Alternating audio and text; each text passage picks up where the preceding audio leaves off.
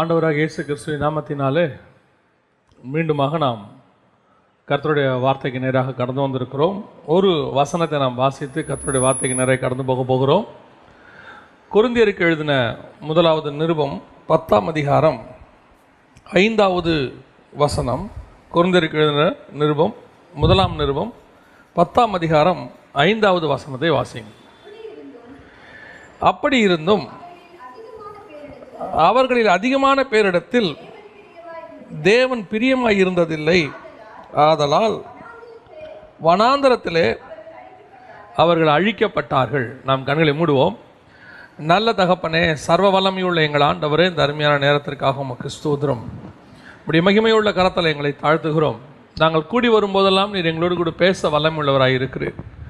உம்மை நோக்கி பார்த்த நாங்கள் வெறுமனே திரும்பி போனதே இல்லை ஆண்டவரே. எங்களை நீர் திருப்தியாக்கி அனுப்புகிறீர், வசனத்தினால் நிரப்பி அனுப்புகிறீர். ஆண்டவரே, உம்முடைய வசனத்தினுடைய ஆழத்துக்குள்ளே எங்களை கொண்டு போகிறீர்.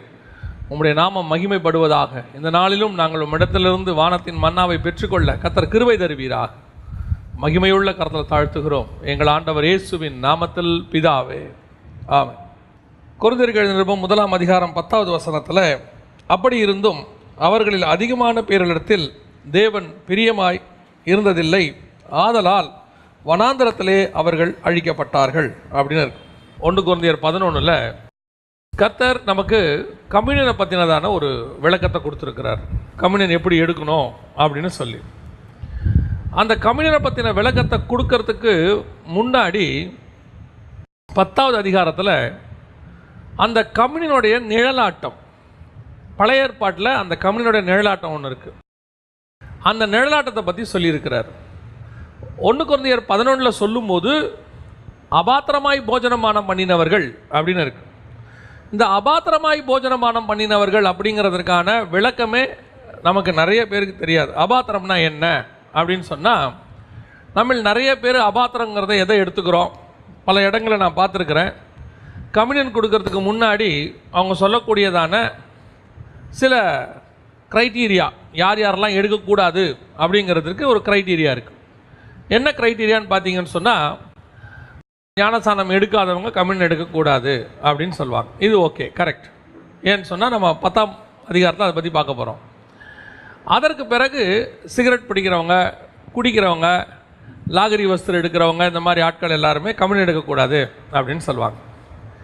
ஆக்சுவலாக இந்த க்ரைட்டீரியா அவங்களுக்கு பொருந்தாது. அபாத்திரமாய் போஜனபானம் பண்ணுகிறவர்கள் அப்படின்னு.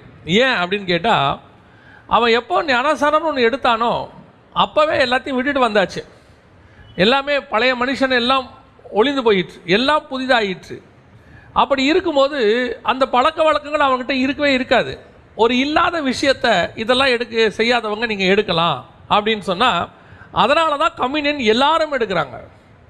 அப்போ எல்லாரும் எடுக்கிறதுக்கு காரணம் என்ன அப்படின்னு சொன்னால், நம்ம சொல்லக்கூடிய க்ரைட்டீரியாவில் யாருமே இருக்க மாட்டாங்க. 99% இருக்க மாட்டாங்க. ஒரு சில மறைமுகமான அந்த காரியங்களில் இருக்கலாம்.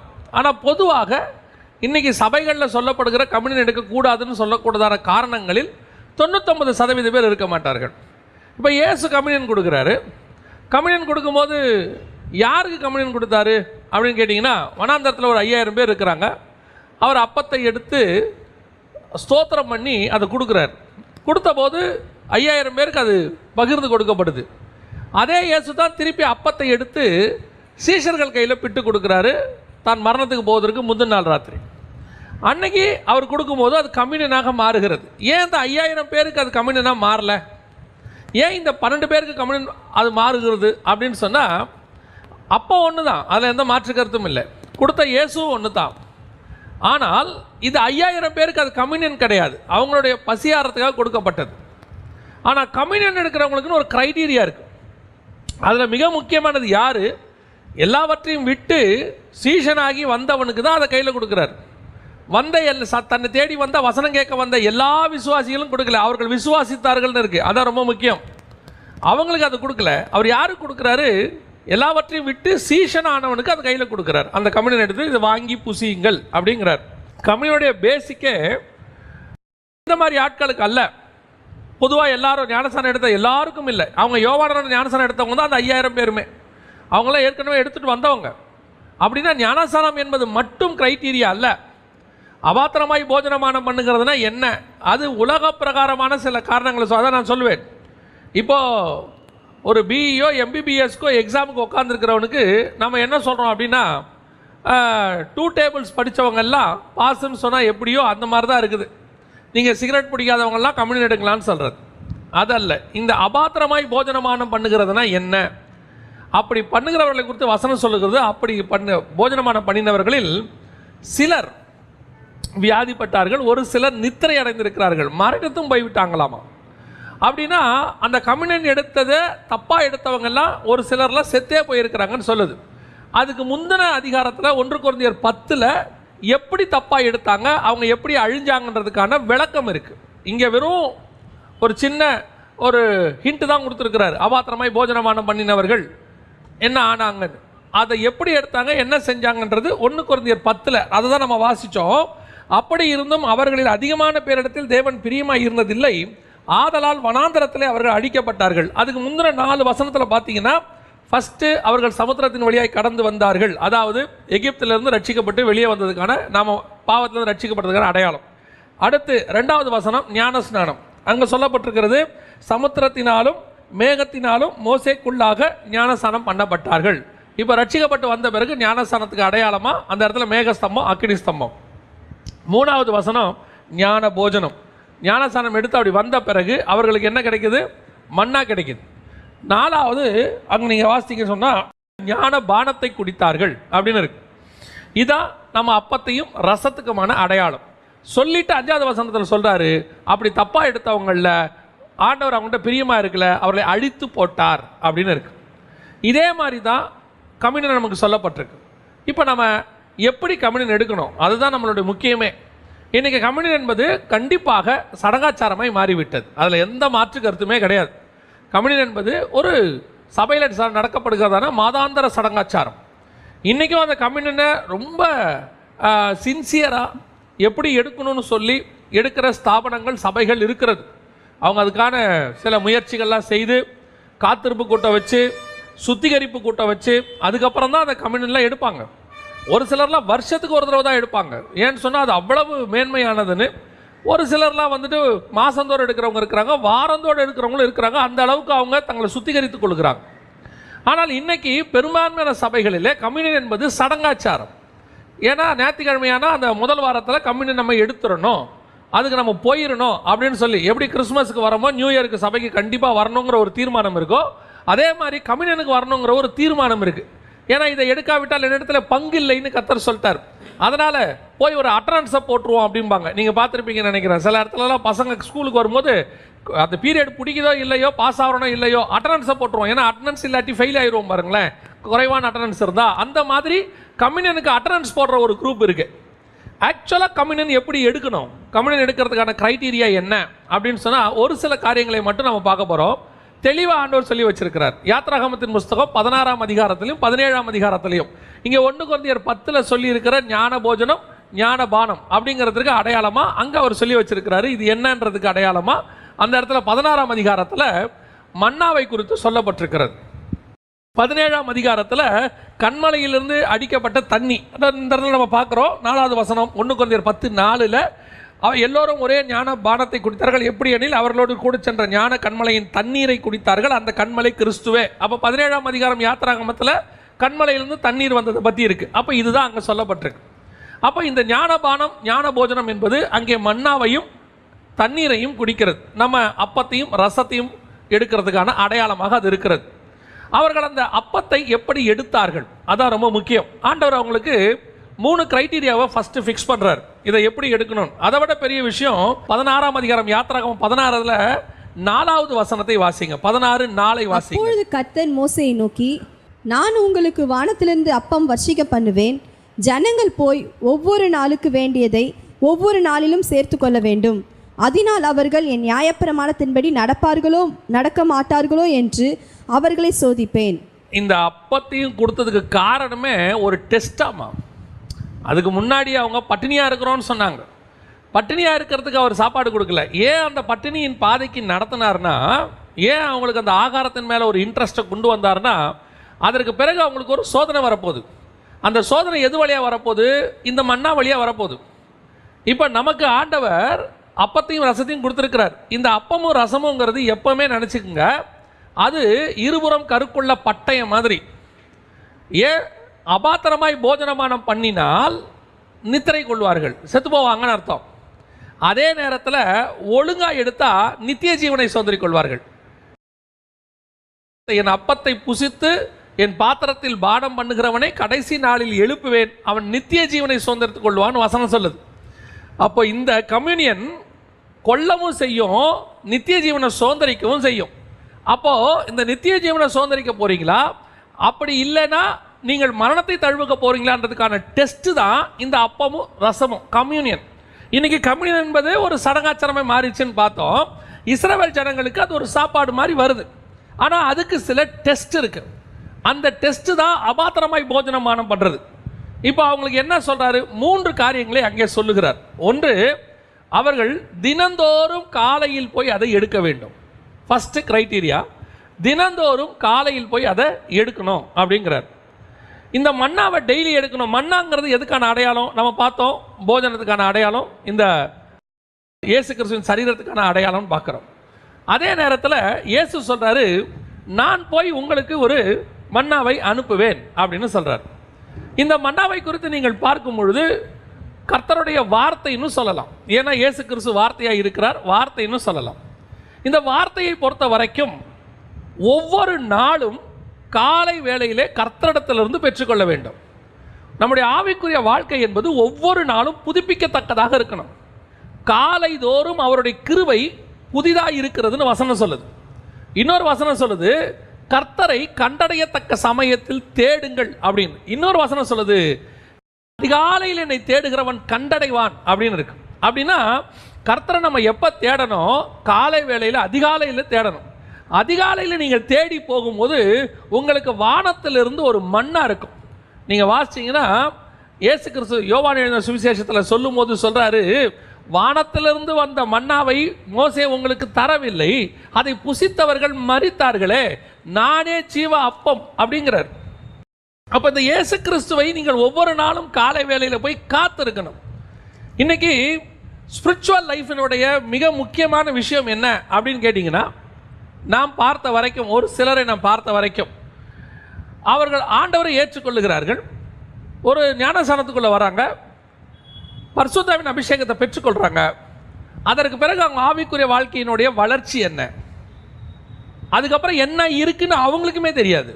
ரட்சிக்கப்பட்டோம், ஞானஸ்நானம் எடுத்துட்டோம், அபிஷேகம் பெற்றோம், அதுக்கப்புறம் என்ன, ஒரு சர்ச்சில் மெம்பராக இருக்கோம், நாங்கள் 25 வருஷமாக அந்த சர்ச்சில் மெம்பராக இருக்கோம், எங்களுக்கு ஒரு காலம் வந்துச்சுன்னா எங்கள் பிள்ளைகளுக்கு அங்கே கல்யாணம் பண்ணி வைப்பாங்க, நாங்கள் செத்தோம்னா அங்கே அவங்க கல்லறைக்கு இடம் கொடுப்பாங்க, அதுக்கப்புறம் அப்போ இதுக்கு தான் இவ்வளோதான் மொத்தமே சபையினுடைய நோக்கமா? அப்போ நாம் இவ்வளோதான் ஆண்டவரை ஏற்றுக்கொண்டதுக்கான அடையாளமா? இன்னும் கொஞ்சம் ஒரு படி மேலே போனால் சொல்லுவாங்க, நாங்கள் ஆண்டவர் கஷ்டப்பட்டுக்கிட்டு இருந்தோம், ஆண்டவர் எங்களை ரட்சிப்பு நடத்தி இனி எங்களை ஆசீர்வாதமாக்கி ஒரு வீடு கொடுத்துருக்காரு, காரு கொடுத்துருக்காரு. அப்போ இவ்வளோதானா ஸ்பிரிச்சுவல் லைஃப் என்பது? இவ்வளவுதானா அப்படின்னா இல்லை. பரிசுத்தம் உள்ளவன் இன்னும் பரிசுத்தமாகட்டும், நீதி செய்கிறவன் இன்னும் நீதி செய்யட்டும், அவர்கள் மகிமையின் மேல் மகிமை அடைந்து ஒவ்வொரு நாளும் ஆவிக்குரிய வாழ்க்கையில் வளர்ச்சி அடைஞ்சிக்கிட்டே போனோம். ஒவ்வொரு நாளும் காலை வேளையில் கர்த்தரிடத்தில் காத்திருக்கணும். ஒவ்வொரு நாளும் தேவனிடத்திலிருந்து புதிய கிருபையை பெற்றுக்கொள்ளணும். நாம் இன்னைக்கு என்ன பண்ணுறோம், இந்த ஸ்டாக் நம்ம தேவனிடத்துலேருந்து வாங்கி வச்சதை வச்சே ஓட்டிக்கிட்டு இருக்கிறோம். இன்னும் நம்ம அந்த பழைய காரியங்களை வச்சுக்கிட்டு போதும் திருப்தி அடைந்தவர்களாக.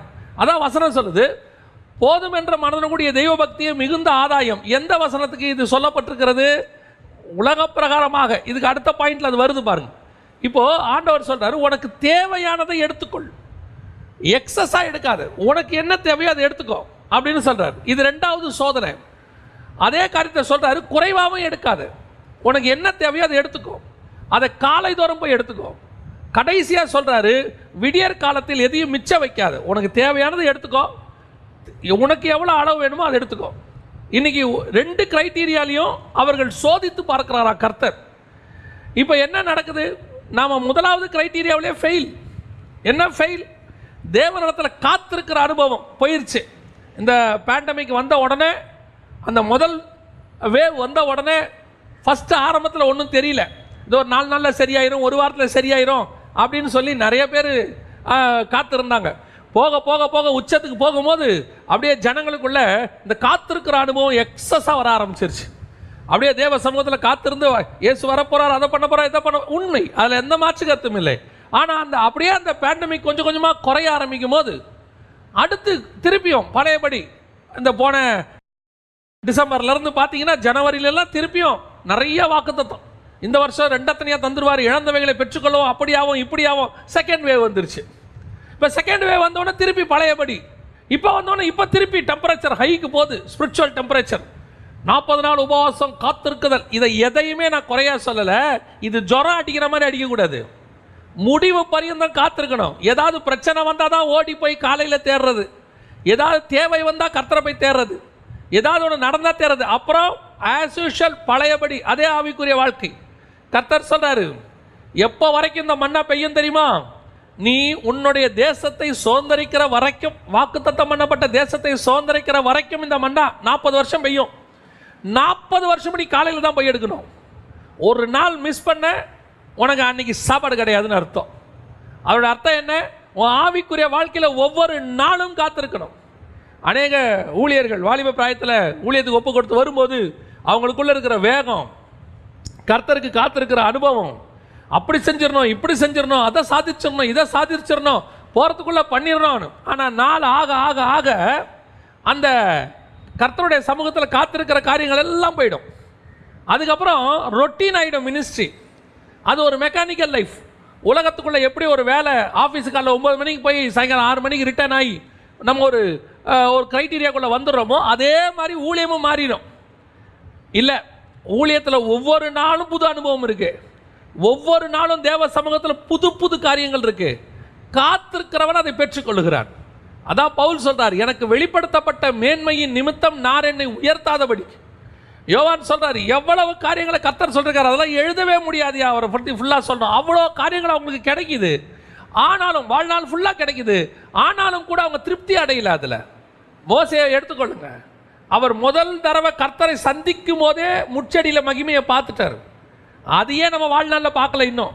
அப்படியே முச்செடியில் நெருப்பு எரியறத அவர் அங்கேயே பார்த்துட்டாரு, அதையே நம்ம யாருமே இன்னும் பார்க்கல. அதுக்கப்புறம் அடுத்து மலைக்கு மேலே போறாரு, 40 நாள் இரவும் பகலும் புசியாமலும் குடியாமலும் இருக்கிறாரு, அங்கே ஒரு மகிமையை பார்க்குறாரு. திருப்பி அதுக்கப்புறம் சொல்றாரு, ஆண்டவர் சொல்றாரு, உனக்கு பயப்படும்படிக்கு ஜனங்களுக்கு நான் என்னுடைய வல்லமையை காட்ட போறேன், அவங்களை யாரையும் மலைக்கிட்ட வர வேணான்னு சொல்லு, சுத்திகரிப்போடு நிற்க சொல்லு. இப்போ கர்த்தர் ஜெய்ஜாண்டிகா இறங்குறாரு. கரும் மேகம் ஒன்று சூடுகிறது, இடி முழக்கம், எக்கால சத்தம் எல்லாம் மொத்தமா கேட்குது. ஜனங்கள் பயந்தார்கள். அதுக்கு நடுவில் மோசே உள்ள மேலே ஏறி போறார் மலைக்கு. அதாவது நாங்கெல்லாம் பார்க்கவே முடியாத காரியத்தில் மோசே உள்ள நுழைகிறானே, அந்த மகிமையும் மோசே பார்த்தாரு. இவ்வளத்தையும் பார்த்துட்ட மோசே திருப்தி அடையல பாருங்க. திருப்பி அவரை கேட்கிறாரு, கர்த்தாவே நான் உன் மகிமையை பார்க்கணும், இன்னும் பார்க்கணும் ஆண்டவரே, இன்னும் பார்க்கணும், இன்னும் பார்க்கணும்.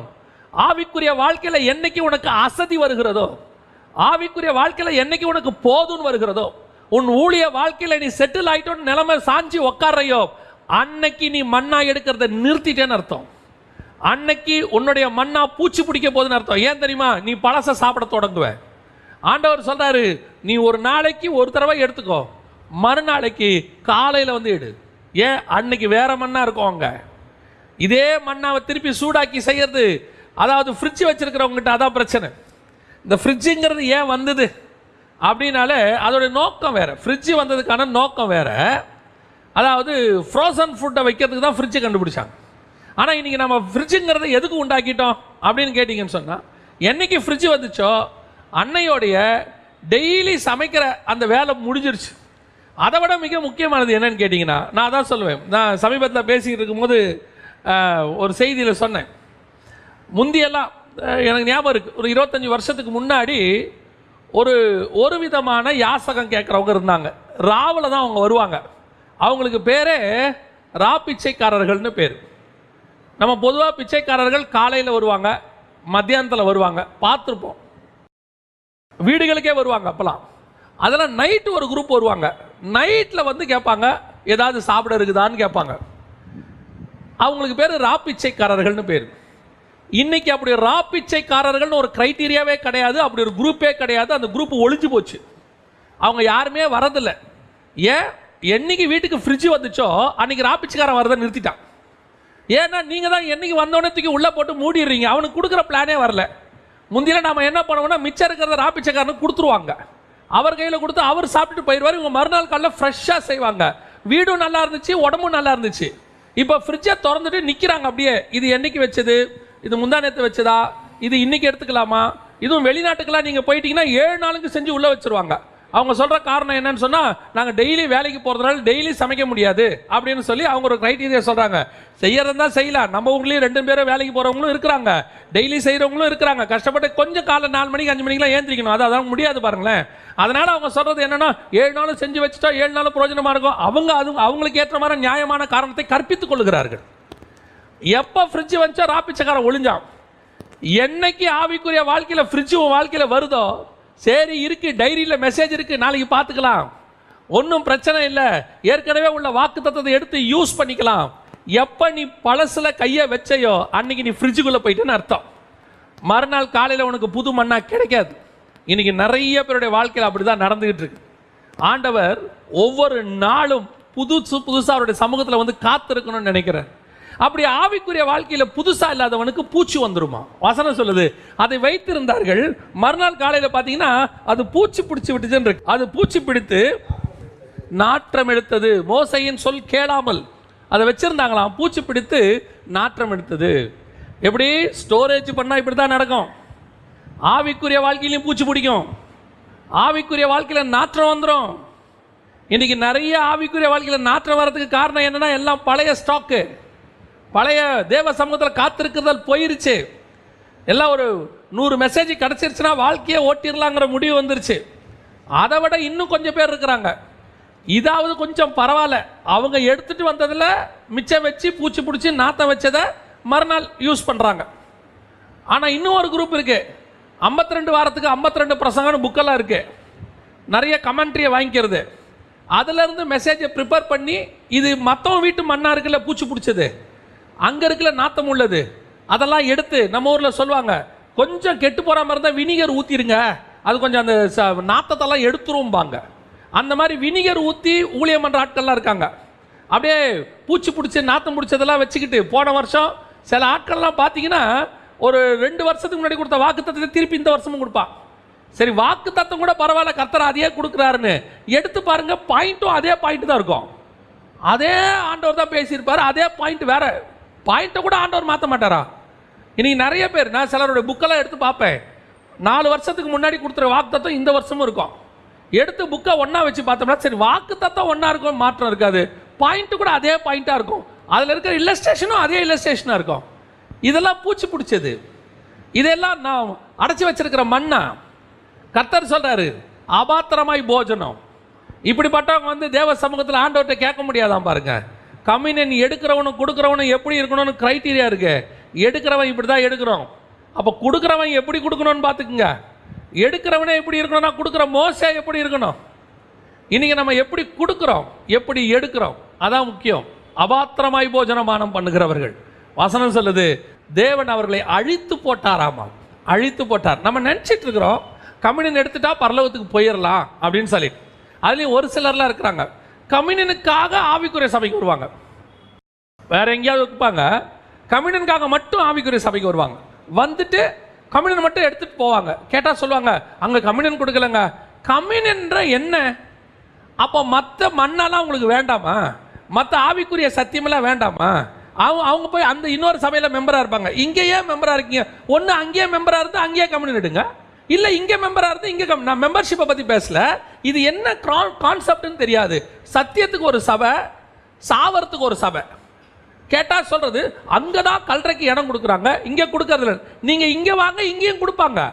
இல்லை நீங்கள் சத்தியம் தான் வேணும்னா அங்கே போங்க, அங்கே சத்தியமும் கிடைக்கும்படி ஆண்டவர் செய்வார். இன்னைக்கு டூயல் மெம்பர்ஷிப், இங்கே கம்யூனியனுக்கு ஒரு குரூப் வர்றது எடுத்துட்டு அங்கே வர்றது. சிலர் கம்யூனியன் எடுக்க முடியாது, மறைமுகமாக கிறிஸ்துவை தேடுவார்கள், அவர்கள் அந்த நேரத்துக்கு மட்டும் வந்துட்டு எடுத்துகிட்டு போவாங்க. அவங்கள சொல்லலை, உங்களுடைய இருதயத்தை கர்த்தர் அறிந்திருக்கிறார், நீங்கள் எதுவும் தப்பாக எடுத்துக்காதீங்க. ஒரு சிலர் வெறும் கம்யூனியனுக்கு மட்டும்தான் சபைக்கு வருவாங்க, மற்றதுக்கெல்லாம் இன்னொரு சபையில் போய் உட்காந்துருப்பாங்க. ஏன் இல்லை, இங்கே இருந்தால் தான் நமக்கு ஸ்கூலில் நாங்கள் வேலை பார்க்குறோம், இந்த இதில் இருந்தால் தான் எங்களை வந்து வேலை கொடுப்பாங்க, இல்லைன்னா தூக்கிடுவாங்க, இங்கே இருந்தால் தான் எனக்கு கல்றைக்கு இடம் கிடைக்கும். இவங்கெல்லாம் யாரும் தெரியுமில்ல, பூச்சி. இவங்கெல்லாம் இந்த மாதிரி ஆட்கள், இம்மைக்காக தேவனை தேடுகிறவர்கள். இவங்களுக்கு சத்தியத்துக்காக தேவனுக்காக பாடு அனுபவிக்கணுங்கிற எண்ணமே இல்லாதவங்க. வாழ்கிற வரைக்கும் சந்தோஷமாக வாழணும், செத்த பிறகு சந்தோஷமாக சாகணும், அப்புறம் பரலோகத்துக்கு போகும்போது அங்கேயும் சந்தோஷமாக இருக்கணும். இவங்களால இந்த காலையில் எழுந்திரிச்சு பாடு அனுபவிக்கிறதுன்னு இவங்களுக்கு இருக்கவே இருக்காது. இவங்களுக்கு அதை விரும்பவே மாட்டாங்க. அப்படிப்பட்டதான ஒரு கூட்டம். அதான் பைபிள் சொல்லுது, இவர்களை கர்த்தர் சோதித்து பார்த்தாராம். நீ என்னதான் பண்ணுற, நானும் பார்க்குறேன். காலையில் எழுந்திரிச்சு வந்து உட்காரையா தேவ சமூகத்தில். இன்றைக்கி அதிகாலையே போயிடுச்சு. நான் எனக்கு முன்னாடி இருந்த சொல்லிக் கொடுத்த ஊழியக்காரங்கள்லாம் மார்னிங் 3 o'clockங்கிறது நார்மல். 3 மணி டு 6 மணிக்குள்ளே எழுந்திரிச்சு ஜாப் பண்ணிடுவாங்க. இப்போ இருக்கிறவங்க எப்படி இருக்கிறாங்க? அதுவும் இந்த ஜென்ரேஷனில் இருக்க வாலிப பிள்ளைங்களுக்குலாம் அதிகாலைன்னா என்னன்னே தெரியாது. அதுக்கு அதிகாலைங்கிறது 8, அதுவும் 8 மணிக்கு மேலே கட்டில் இப்படி உருளுது அப்படி உருளுது, எழுந்திரிக்கலாமா வேணாமான்னு யோசிக்குது. அப்படியே எழுந்திரிச்சு பாத்ரூமுக்கு போகும்போது பின்னாடி இந்த கல்யாணத்தில் வேல் பிடிச்சிக்கிட்டே வர மாதிரி பெட்ஷீட்டை இழுத்துக்கிட்டே போகுது. இதுக்கெல்லாம் அதிகாலைன்னா என்னன்னு தெரியாது. அப்புறம் இது எப்படி தேவ சமூகத்தில் காத்திருக்கும், வசனத்தை வாங்கும், கர்த்தர்கிட்ட போய் மண்ணா வாங்கி இதுக்கப்புறம் இது ஊழியத்துக்கு வேற வரணுமா? எப்படி நடக்கும்? ஏன் நான் சொல்றதெல்லாம் ஆவிக்குரியவங்க வீட்டுக்குள்ளேயே. உலக பிரகாரமான சில ஆட்களை பாருங்க, 25 கிலோமீட்டரு காலையில் 5 மணிக்கு எழுந்திரிச்சு ட்ரெயின் பிடிச்சி சென்னைக்கு வந்து வேலைக்கு வராங்க.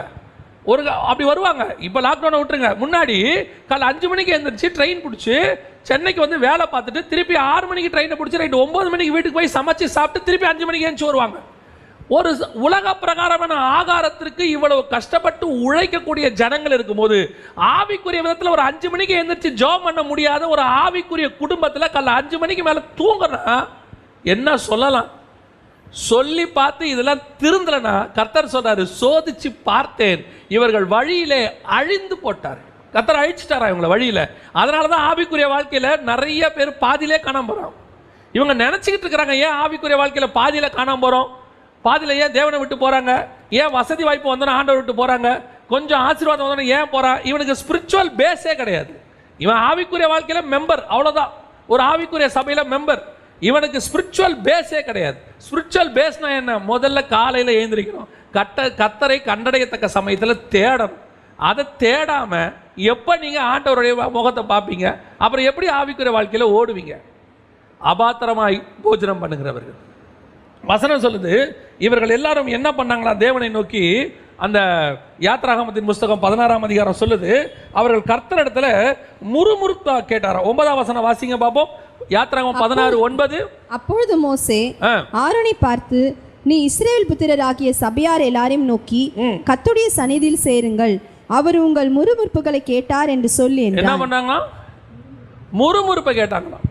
ஆண்டவர் இவ்வளோ தூரம் கொண்டாந்துருக்கிறாரு, 10 அற்புதங்களை செஞ்சிருக்கிறாரு, செங்கடலை பிளந்திருக்கிறாரு, இவ்வளவு செஞ்சுட்டு அதுக்கப்புறம் நீங்க பார்த்தீங்கன்னு சொன்னா நீரூற்று 70 ஈச்ச மரம் என்னென்னவோ ஆண்டவர் செய்கிறாரு, மேகஸ்தம்பம் அக்கினி ஸ்தம்பம். முறுமுறுத்தாங்களாம். இவ்வளோத்தையும் பார்த்துட்டு அவன் சொல்கிறான், இதுக்கு நான் எகிப்திலேயே செத்துருப்பனே, இங்கே வந்து பட்டினியில் சாவறதுக்கு. இவ்வளோ அற்புதம் செஞ்ச ஆண்டவர் உனக்கு சாப்பாடு கொடுக்க மாட்டாரா? உன் ஆவிக்குரிய வாழ்க்கையை காப்பாற்ற மாட்டாரா? இதுதான் அபாத்திரமாய் போஜனம் பண்ணுதல். அபாத்திரமா போஜனம் பண்ணனா என்ன? மனசுக்குள்ள முறுமுறுப்பு இருக்கு, கர்த்தரை பற்றினதான ஒரு துக்கம் இருக்கு. ஆண்டவர் என்னமோ வாழ்க்கை, ஆவிக்குரிய வாழ்க்கை வாழ்ந்துகிட்டு இருக்கோம். என்னத்தப்போ சர்ச்சுக்கு வரும்போதே வேண்டா வெறுப்பா வரும் ஒரு காலத்தில். இப்போவுமே ஆன்லைனில் அப்படி உட்காந்துருக்கிறவங்க வேண்டா வெறுப்பா இருப்பாங்க. அப்படியே போட்டு விட்டு என்னத்தப்போ இப்படி ஏதாவது தான் பேசுகிறாங்க, கேட்க நல்லா தான் இருக்குது, ஒன்றும் பெரிய மாற்றம் இல்லை. முறுமுறுப்பு. ஆண்டவர் எத்தனை நாளைக்கு தான் அப்படி நடத்த போகிறாருன்னு தெரில. என்னமோ இருந்தால் இருக்கிறோம், செத்தா சாவறோம். முறுமுறுப்பு. நீ நினச்சிக்கிட்டு இருக்கிற நான் ஆண்டவருக்கு விரோதமாக பேசலன்னு. எனக்கு ரொம்ப ஒரு அற்புதமான காரியத்தை ஆண்டவர் சொல்லி கொடுத்தாரு. என்னாகமத்தின் புஸ்தகம் 21ஆம் அதிகாரம், என்னாகமத்தின் புஸ்தகம் 21ஆம் அதிகாரத்தை இதே மாதிரி ஒரு சம்பவம் அங்கேயும் மன்னாவை பற்றிய தண்ணீரை பற்றி பிரச்சனை வருது. அந்த தண்ணீரை பற்றின பிரச்சனை வரும்போது சில காரியங்களை அவர்கள் செய்கிறார்கள். 5வது வசனம் வாசிங்க பார்ப்போம். ஜனங்கள் தேவனுக்கும் மோசேக்கும் விரோதமாக பேசி, நாங்கள் வனாந்திரத்திலே சாகும்படி நீங்கள் எங்களை எகிப்து தேசத்திலிருந்து வர பண்ணியது என்ன?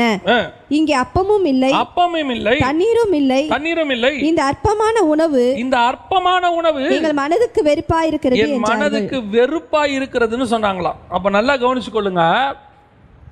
இங்க இவங்க பேசுனது மோசேக்கு விரோதமா பேசுறாங்க. ஆனா வசனம் சொல்லுது தேவனுக்கு விரோதமாக. இப்போ யோசிச்சு பாருங்களேன், இந்த உணவு எங்கேருந்து வருதுன்னா வானத்திலிருந்து வருது.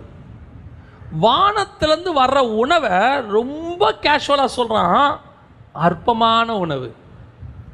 ஆவிக்குரியவர்களுக்கு ஒன்று தெரியணும், உனக்கு வரக்கூடிய ஒவ்வொரு வசனமும், ஒவ்வொரு ஆசீர்வாதமும், ஒவ்வொரு மேன்மையும் வானத்திலிருந்து வர்றது. உலகத்தானுக்கு வர மாதிரி வரல. உனக்கு வரக்கூடியது எல்லாமே வானத்திலிருந்து தேவன் அனுப்புறது. நான் ஏற்கனவே சொல்லியிருக்கிறேன், வெளிப்படுத்தின விசேஷத்தை நீங்கள் வாசித்து பாருங்கள், 1ஆம் அதிகாரத்தை. ஒரு சபைக்கு கர்த்தருடைய வார்த்தை வரும்போது அது வரக்கூடிய புரோட்டோகாலை அப்படியே கவனிச்சு பாருங்க. அது வரக்கூடியதான அந்த மெத்தடை வாசிங்க. 1ஆம் அதிகாரத்தை நீங்கள் வாசிச்சுட்டே வந்தீங்கன்னா, பிதாவாகிய தேவன் தம்முடைய குமாரனுக்கு வெளிப்படுத்தும்படிக்கு இயேசு கிறிஸ்துவுக்கு அனுப்புகிறார் வசனத்தை. இயேசு கிறிஸ்து தம்முடைய தூதனை அனுப்பி யோவானுக்கு, அப்போஸ்தலனாகிய யோவானுக்கு வெளிப்படுத்துறதான விசேஷம்னு இருக்குது. அப்படி தானே இருக்குது. பிதா ஃபஸ்ட்டு யாருக்கு அனுப்புகிறாரு? இயேசுவுக்கு. இயேசு அடுத்து தூதனுக்கு, தூதன் அடுத்து யோவானுக்கு. இப்போ 4வது இடத்துக்கு வந்துருச்சு. எங்கே? பரலோகத்திலிருந்து. அப்போஸ்தலர் உபதேசம் தான் யோவான்.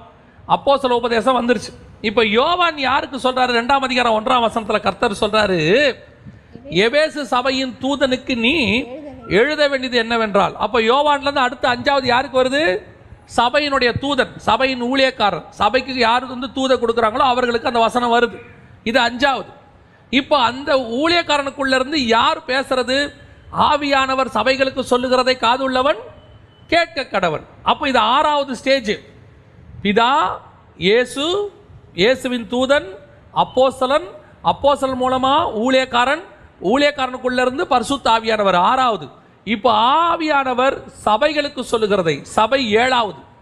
ஒரு சபைக்கு செய்தி வருது, அது எந்த சபையோ, சின்ன சபையோ பெரிய சபையோ, 10 பேர் இருக்கிற சபையோ 10,000 பேர் இருக்கிற சபையோ, உனக்கு வசனம் வருது பரலோகத்திலிருந்துன்னா 7வது ஸ்டேஜில் தான் வருது அது.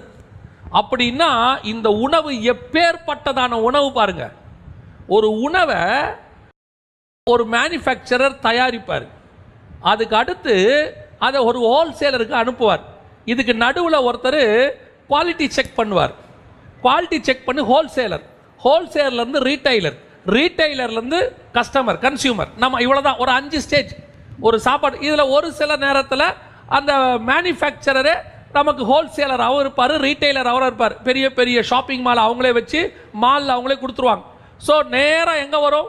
மேனுஃபேக்சரர்லேருந்து கன்சியூமருக்கு வந்துடும். ஆனால் இங்கே அப்படி இல்லை, இந்த புரோட்டோகால் அப்படி இல்லை. 7 குவாலிட்டி செக் இருக்கு. ஃபர்ஸ்ட் பிதாவாகிய தேவன்லேருந்து ஆரம்பித்து 7வதா சபைக்கு வருது. அப்படின்னா உனக்கு உன் ஊழியக்காரன் கொடுக்கிற வார்த்தை எப்பேற்பட்டதான வார்த்தை? ரொம்ப கேஷுவலா, அற்பமான உணவு. இன்னைக்கு சபைகளில் உட்காந்துக்கிட்டு கொடுக்கிற வசனத்தை அற்பமா நினைக்கிறது. சத்தியத்தை பேசுகிற சபையை நான் சொல்கிறேன். சிலர் சத்தியத்தை விட்டு விலகி கள்ள உபதேசத்தையும் தங்கள் சுய இச்சைகளுக்கு லாபத்துக்கு ஏதுவான காரியங்களையும் பேசுகிறார்கள். நான் அவர்களை குறித்து சொல்லவில்லை. தேவ சமூகத்தில் காத்திருந்து வசனத்தை கொண்டு வந்து கொடுக்கக்கூடியதான ஊழியர்களை சொல்லுகிறேன். சத்தியத்தை சத்தியமாய் பேசுகிறவரை சொல்லுகிறேன். அந்த ஊழியர் உனக்கு கொண்டு வந்து கொடுக்கிறானே, அந்த வசனம் எப்படி வருது தெரியுமா? 7th ஸ்டேஜ், 7வது நிலை. இன்னைக்கு எவ்வளோ அற்பம், எவ்வளோ அற்பமாக நினைச்சோம். அப்போ நினைக்கும் போது கம்யூனை அந்த நினச்சிக்கிட்டு நீ கம்யூன் எடுத்தீங்கன்னா அபாத்திரமாக போஜனமானோம். இன்னைக்கு நம்ம அப்படி தான் எடுத்தோம் தெரியுமா? ஒரு காலகட்டத்தில் ஊழியக்காரங்க 8 மணிக்கு ஆராதனை வச்சாங்கன்னா 8:15 வர்றது, 8:30 வர்றது, அப்படியே வந்து அசட்டையாக உட்கார்றது, அப்படியே கொஞ்சம் பேர் பின்னாடி உட்கார்றது, கொஞ்சம் பேர் எழுந்திரிச்சு வெளியே நடக்கிறது. இதெல்லாம் நடந்துச்சு, சபையில் நடந்துச்சு. அப்படியே வசனம் கொடுக்கும்போது அப்படியே அசட்டை பண்ணுறது, செல்ஃபோனை பார்த்துக்கிட்டு இருக்கிறது, உட்காந்து அங்கேருந்து மெசேஜ் அனுப்புறது, SMS அனுப்புறது, இல்லை படுத்து தூங்கிறது, இல்லைனா பிள்ளைகளுக்கு வெளியே வச்சுக்கிட்டு சாப்பாடு ஊட்டிக்கிட்டு இருக்கிறது. இதெல்லாம் நடக்குது. இல்லை பிள்ளை பசிக்குது, சபைக்கு வரும்போதே சாப்பாடு கொடுத்து கூட்டிகிட்டு வரணும்னு ஒரு காலத்தில் நமக்கு தெரியாது பாருங்க. ஆனால் ஸ்கூலுக்கு அனுப்பும் போது சாப்பாடு கொடுத்து அனுப்பணும்னு தெரியும். ஸ்கூலில் இன்டர்வலில் தான் சாப்பாடு சாப்பிடுவாங்க, பாடம் நடத்தும் போது சாப்பிடக்கூடாது. ஆனால் சர்ச்சில் மெசேஜ் கொடுத்துக்கிட்டு இருக்கும்போது உட்காந்து சாப்பிடலாம். சாப்பிட்டோம். அற்பம், வசனத்தை அற்பமாக எண்ணின நாட்கள். இன்னைக்கு கர்த்தர் கதவை அடைத்து அப்பத்தையும் ரசத்தையும் நிறுத்தி வச்சிருக்கிறார். ஏன்? காரணம் என்ன? ஒரு காலத்தில் நாம் அற்பமாக எண்ணினோம். அதை கொடுக்கப்பட்ட போது அதனுடைய மேன்மை தெரியவில்லை. மன்னா விழும் போது அதனுடைய மேன்மை தெரியல. அற்பம். கர்த்தர் என்ன பண்ணாராம் தெரியுமா? அடுத்த வசனம் சொல்லுது அந்த 21ஆம் அதிகாரத்தில், கொள்ளிவாய் சர்ப்பங்களை உள்ளே அனுப்பி விட்டாராமா. அநேகர் மடிந்து போனார்கள். நான் சொல்லுவேன், இந்த கொரோனால செத்தவங்களை பற்றி நான் சொல்லலை, ஆனால் ஒன்று மட்டும் உண்மை, கர்த்தருடைய கம்யூனியனை அற்பமாக எண்ணவன், கர்த்தருடைய கம்யூனியனை கேவலமாக நினைச்சவன், வெறும் சடங்காசாரமாக சாப்பிட்டவன் கண்டிப்பாக நித்திரை அடைவான். வசனம் அப்படி சொல்லுது. அதை அபாத்திரமாய் போஜனம் பண்ணோம். நம்ம நினச்சிக்கிட்டு இருந்தோம் ரொம்ப கேஷுவலாக, அதை பற்றின ஒன்றுமே கிடையாது. கொடுக்குறவங்களும் நிறைய பேர் அப்படி தான் கொடுத்தாங்க. இந்த வசனத்தில் நம்ம வாசிக்கிறோம், உனக்கு எவ்வளவு தேவையோ அவளை சேர்த்துக்கப்பா அப்படின்னு இருக்கு. உனக்கு எவ்வளோ தேவையோ அவளை சேர்த்துக்க, உன்னால் எவ்வளோ மெயின்டைன் பண்ண முடியுமோ அவளை மெயின்டைன் பண்ணிக்கோ அப்படின்னு அர்த்தம். எனக்கு ஆச்சரியம் என்னென்னா, இன்றைக்கி அப்படியே என் சபையில் 10,000 பேர் இருக்கணும்னு ஆசை இருக்குது, விஷன் இருக்குது. 15,000 பேர் விஷன். இந்த 15,000 பேரில் எத்தனை பேர் பாத்திரமான கம்யூனியன் எடுக்கிறான்னு மேலே நிற்கிற உங்களுக்கு தெரியுமா? இல்லை, நாங்கள் வசனத்தை கொடுத்துட்டோம், கேட்கறது கேட்காதது அவன் இஷ்டம். இதே மாதிரி உன் பையனுக்கு சொல்லிப்பாரு. நான் சொல்லிட்டேன், கேட்கல, அது அவன் இஷ்டம், அவன் செத்தா சாவட்டும் சொல்லுவீங்களா? பைக்கு அவனுக்கு வாங்கி கொடுத்துட்டேன், அது மெதுவாக ஓட்டினா அவன் இஷ்டம், வேகமாக போய் செத்து கை காலை உடஞ்சா அதுக்கு நம்ம என்ன பண்ண முடியும்? பைக் மட்டும்தான் வாங்கி கொடுக்க முடியும், அவன் இஷ்டம்னு சொல்லுவீங்களா? ஒவ்வொரு தடவையும் பைக் எடுக்கும்போது சொல்லுவீங்கல்ல, மெதுவாக போப்பா மெதுவாக போப்பா, ஏன்னா அவன் ஓம் பையன். அதே தான் ஆவிக்குரிய வாழ்க்கையில் கம்யூனியனுக்கும். அபாத்திரமா எடுத்தா செத்து போவானே கீழே இருக்கிறவன், அப்போ அவனை எவ்வளவு எச்சரிக்கை பண்ணி கொடுக்கணும். இங்கேயாவது கை கால் உடையும், சரீரம் சாவும், அங்க ஆத்மா சாவுமே. அபாத்திரமாய் போஜனமான பண்ண இஸ்ரவேலர்கள் செத்தார்களே, சாவ மாட்டாங்கன்னா வசனம் சொல்லுது. 1 கொரிந்தியர் 11 சொல்லுது, அபாத்திரமாய் போஜனமான பண்ணினவன் உங்களில் சிலர் நித்திரை அடைந்தார்கள். கொடுக்கறதுக்கு முன்னாடி உன் இருதயம் வலிக்கலையா? ஐயோ கீழே இருக்கிறவன் தப்பா எடுத்தான செத்து போவானே என்ற வலி உனக்கு வரலையா? வரணும். வந்தாதான் நீ உண்மையிலே ஆவிக்குரிய தகப்பன். இன்னைக்கு கீழே இருக்கிறவனை பத்தி ஒரு கவலை கிடையாது. ஏன்னா ஆசை 10,000 பேர் இருக்கணும், 5,000 பேர் இருக்கணும். எப்படி கம்யூனியன் கொடுப்பீங்க?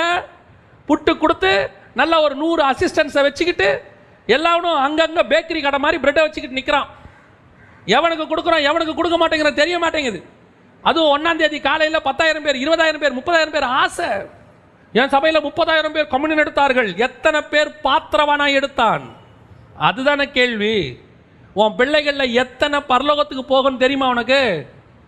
ஏலியின் பிள்ளைகளை எத்தனை வாழும் எத்தனை சாகும்னு அவனுக்கு தெரியுமா? இதுதான் இன்னைக்கு நடக்குது.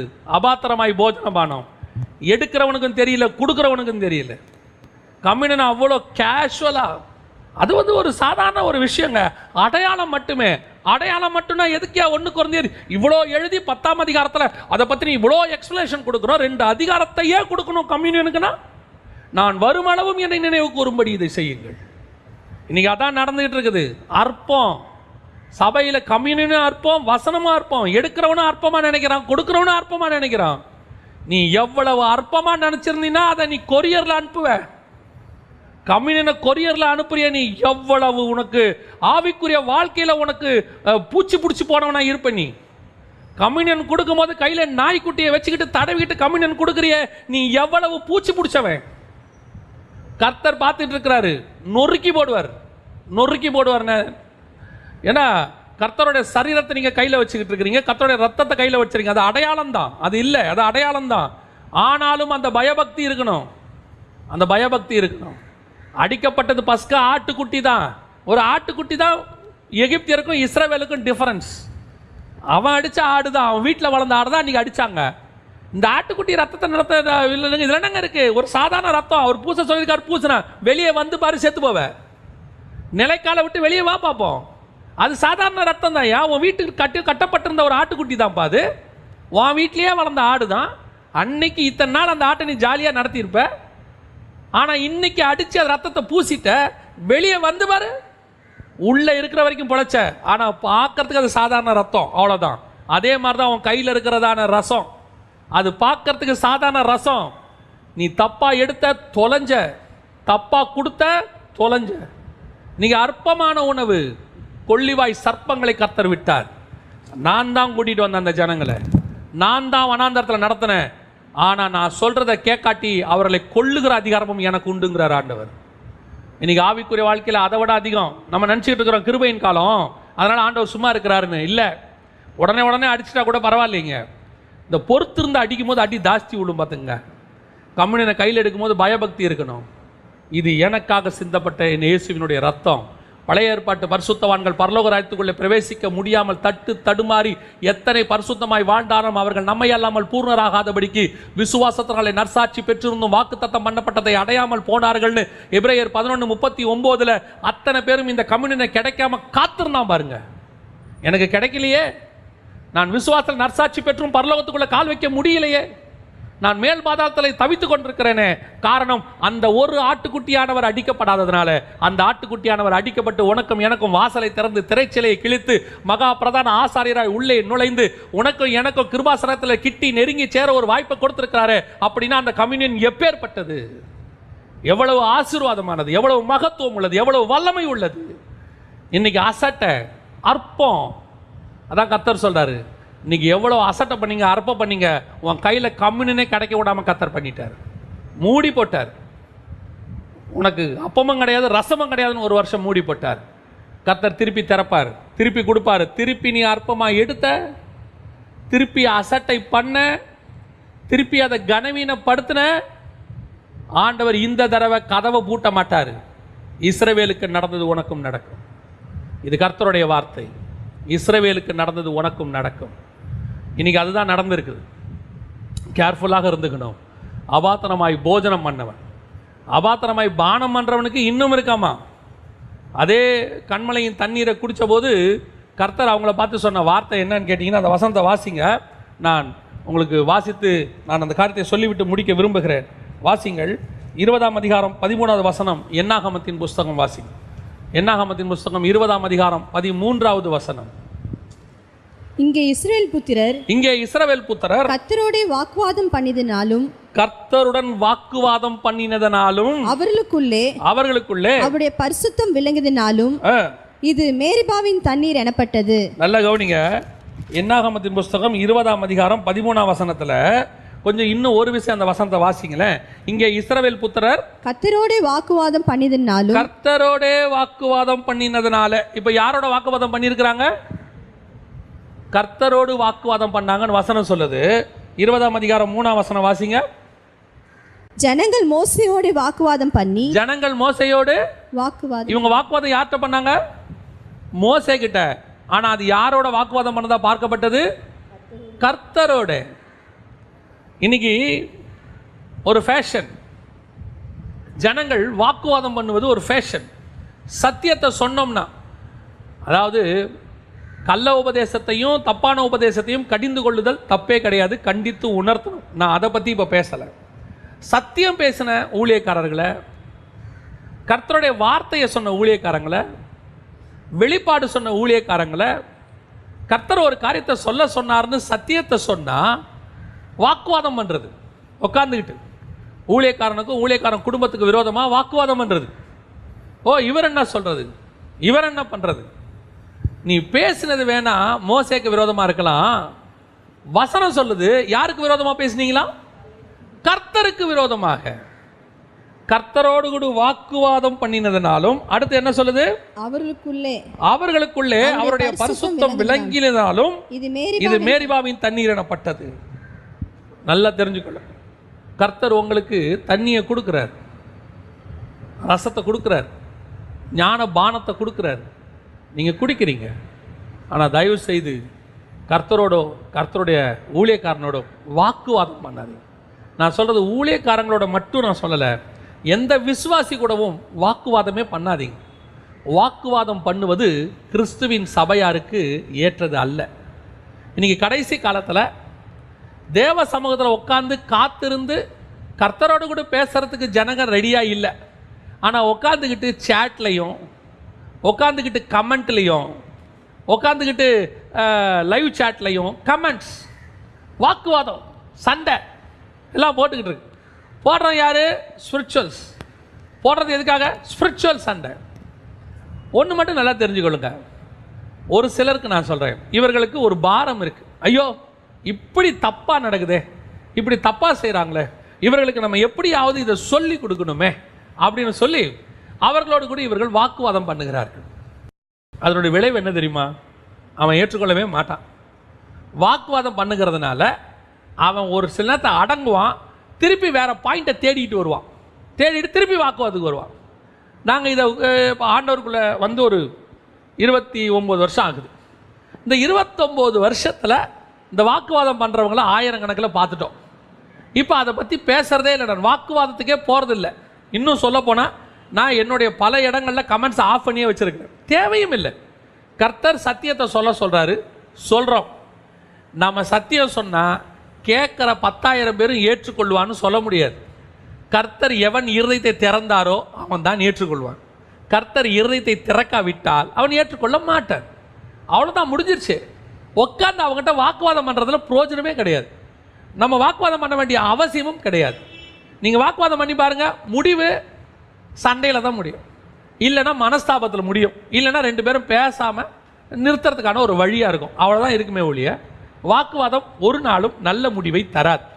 சத்தியத்தை சொல்லணும், ஆனால் உட்காந்து அவன்கிட்ட வாக்குவாதம் பண்ணுறது வேஸ்ட். இதான்ப்பா சத்தியம், நீ ஏற்றுக்கொள், ஏற்றுக்கொள்ளாமல் போ, அது உன் இஷ்டம். உடனே அவன் சொல்லுவான், இதுதான் சத்தியம், ஏற்றுக்கொள், ஏற்றுக்கொள்ளாமல் போ, ஸ்தோத்திரம், விட்டு முடிஞ்சிருச்சு. நீங்கள் சொல்லிட்டீங்களா, அது தண்ணீரின் மேல் போடப்பட்ட விதை மாதிரி. அது ஒரு நாள் பலன் கொடுக்கும், கர்த்தர் கிரியை செய்வார். அதை விட்டுட்டு நீங்கள் வாக்குவாதம் பண்ணாதீங்க, முறுமுறுக்காதீங்க, சண்டை போடாதீங்க. அது ஒரு நாளும் நல்ல பலனை கொடுக்காது. ஆனால் இன்றைக்கி கடைசி காலத்தில் இந்த media, open media, social media நம்ம சொல்கிறோம், சமூக வலைத்தளம், இதெல்லாம் பயங்கரமாக வந்த பிறகு ஜனங்கள் தங்களுடைய கருத்துக்களை துணிகரமாய் பதிவு செய்கிறார். அதாவது எனக்கு வந்து சுய உரிமை இருக்குது, தனி மனித உரிமை இருக்குது, நான் என் கருத்தை பதிவிடுறேன், ஓகே, நோ இஷ்யூஸ். ஆனால் பதிவிடுவதற்கு முன்பதாக அந்த பதிவை நீங்கள் யாருக்கு போடுறீங்களோ அவனுக்கு போடவில்லை, அவனுடைய தேவனுக்கு போடுறீங்க. அது ரொம்ப முக்கியம். ஏன்னா இங்கே அவங்க மோசையோடு கூட தான் வாக்குவாதம் பண்ணாங்கன்னு இருக்கு. ஆனால் வாக்குவாதம் யாருக்கு விரோதமாக பண்ணாங்கன்னு முடியுது வசனம், கர்த்தருக்கு விரோதமாக. இப்போ நீங்கள் ஒரு பதிவை ஒரு தேவ மனுஷனுக்கு விரோதமாக போடுறீங்கன்னா போடுங்க, ஆனால் ரொம்ப யோசித்து ரொம்ப கரெக்டாக அது சரியாக இருக்கும் பட்சத்தில் போடுங்க, இல்லையா நிறுத்திடுங்க. ஏன்னா நீங்கள் அவனுக்கு மட்டும் போடல, சிசி காப்பி டு யாருக்கு போடுறீங்க, கர்த்தருக்கும் போடுறீங்க. கர்த்தர் கவனிச்சுட்டா இருக்கிறாரு. நீங்கள் நினச்சிக்காதீங்க கர்த்தர் ரொம்ப ஏன்ஷியன்ட் காடு, அந்த காலத்தில் தான் இதெல்லாம் கவனிச்சிட்டு இருந்தார், இப்போ இவ்வளோ மெசேஜஸ் போகுது, இவ்வளோ வாட்ஸ்அப் போகுது, இவ்வளோ ஃபேஸ்புக் போகுது, இது எல்லாத்தையும் உட்காந்து பார்க்கறதுக்கு ஆண்டவருக்கு டைம் இருக்காதுன்னு நினைக்காதீங்க. ஃபேஸ்புக்காரனே எல்லா மெசேஜையும் படிக்கிறான்னா, வாட்ஸ்அப் காரனுக்கே எல்லா மெசேஜையும் படிக்க முடியுதுன்னா, ஒரு ட்வீட் போடுறத எல்லா ட்வீட்டையுமே பார்க்க முடியும்னா, இந்த உலகம்ன்றது ஒரு சின்ன குட்டி உருண்டை. இதில் இருக்கிற மொத்த ட்வீட்டையும், மொத்த மெசேஜையும், மொத்த யூடியூபையும், மொத்த கமெண்ட்ஸையும் பார்ப்பதற்கு கர்த்தரால் முடியும். கர்த்தர் கவனிச்சிட்டே இருக்கிறாரு. நீ போட்டுட்டு டெலீட் பண்ணிட்டா உனக்கு தான் டெலீட்டு, கர்த்தருக்கு டெலீட்டே கிடையாது. ஞாபக புஸ்தகத்தில் ரிஜிஸ்டர் ஒரு காப்பி அவர்கிட்ட இருக்கும், கூகுள் கிட்ட இருக்குதோ இல்லையோ அவர்கிட்ட கண்டிப்பாக இருக்கும். நிறைய பேர் நினச்சிட்டு இருக்கிறாங்க, ஏதோ பேசி முடிச்சுட்டு அதுக்கப்புறம் அப்படியே விட்டுட்டா அது அவர் மறந்துடுவார், ஊழியக்காரன் மறந்துடுவான், கர்த்தர் மறக்க மாட்டார். அப்படியே இருக்கும்.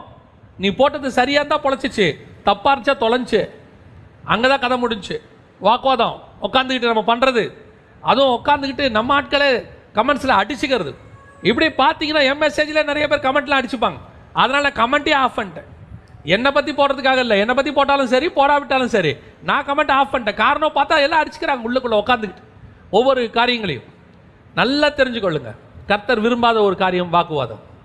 இதுதான், இப்படி தான் இருக்குது. ஏற்றுக்கொள்ள உன் இஷ்டம், யாரையும் கம்பல் பண்ண முடியாது. கர்த்தர் பார்த்துக்கொள்வார். மிஞ்சினது கர்த்தருடைய கரத்தில் இருக்குது. இன்றைக்கி அப்படி பண்ணவங்க என்ன ஆனாங்க, நான் கடைசியாக சொல்லிட்டு முடிக்கிறேன். இந்த நம்ம 1 Corinthians 11 வாசிச்சோம் இல்லையா, அபாத்திரமாய் போஜனமான பண்ணவர்கள் நித்திரை அடைந்தார்கள்னு. இன்றைக்கி அந்த 1 Corinthians 10 பாருங்களேன், அவங்கள கர்த்தர் என்ன பண்ணார் அப்படின்னு பார்த்தீங்கன்னா 5வது வசனம் வாசிங்க. அப்படி இருந்தும் அவர்களில் அதிகமான பேரிடத்தில் தேவன் பிரியமாயிருந்ததில்லை, ஆதலால் வனாந்திரத்திலே அவர்கள் அழிக்கப்பட்டார்கள்.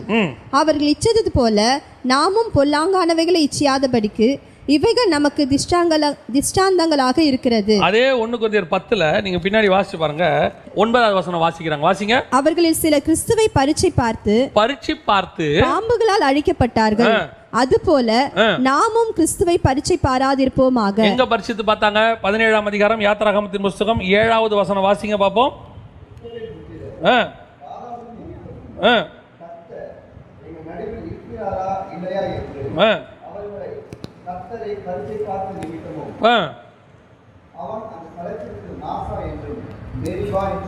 இதுதான் பரிசித்து பார்க்கறது. ஒன்று வாக்குவாதம், வாதாடினான். ரெண்டாவது பரிசித்து பார்த்தார்கள். பரிசித்து பார்த்தவன் எல்லாம் அழிஞ்சு போனான்னு வசனம் சொல்லுது. பரிசித்து பாராதிருப்போமாக. கர்த்தர் நம் நடுவில் இருக்கிறாரா இல்லையா? இன்றைக்கி எவ்வளோ சந்தேகம். செகண்ட் வேவ் வந்தது. செகண்ட் வேவ் வரும்போது ஜனங்களுக்குள்ளே மிகப்பெரியதான ஒரு கலக்கம். மிகப்பெரியதான ஒரு கலக்கம். என்ன கலக்கம்? நாம் இந்த செகண்ட் வேவில் செத்துருவோமா, அப்படி ஆயிடுவோமா, இப்படி ஆயிடுவோமான்னு ஒரு கலக்கம். ஆனால் ஆண்டவர் பேசிக்காகவே என்ன சொல்கிறாருன்னா, நீ பயப்படாத, பயப்படாம இரு. நான் ஏற்கனவே சொல்லியிருக்கிறேன், பைபிளில் 365 தடவை கர்த்தர் பயப்படாதுன்னு சொல்லியிருக்கிறார். ஆண்டவர் சொல்கிறாரு பயப்படாத. அடுத்து வெளிப்படுத்தின விசேஷத்தை நீங்கள் வாசித்து பாருங்கள். 21ஆம் அதிகாரம் 8வது வசனம். பயப்படுகிறவர்களும் அவிசுவாசிகளும், அதில் எல்லாரையும் சொல்லிட்டு கடைசியா அனைவரும் இரண்டாம் மரணமாகிய அக்கினியும் கந்தகமும் எரிகிற கடலிலே பங்கடைவார். எந்த பயப்படுறவங்க? தேவனுக்கு பயப்படுறவங்களா? இல்ல இல்ல. எதுக்கு பயப்படுறவங்க? உலகத்தில் நடக்கிற சம்பவத்தை கண்டு பயப்படுகிறவர்கள். ஐயோ நாங்கள் சாவு போறோமே, எங்களுக்கு சாப்பாடு இல்லையே, தண்ணி இல்லாமல் நாங்கள் தாகத்தில் சாவ போறோமே, மோசே உனக்கு உனக்கு ஒரு கவலை இல்லையா?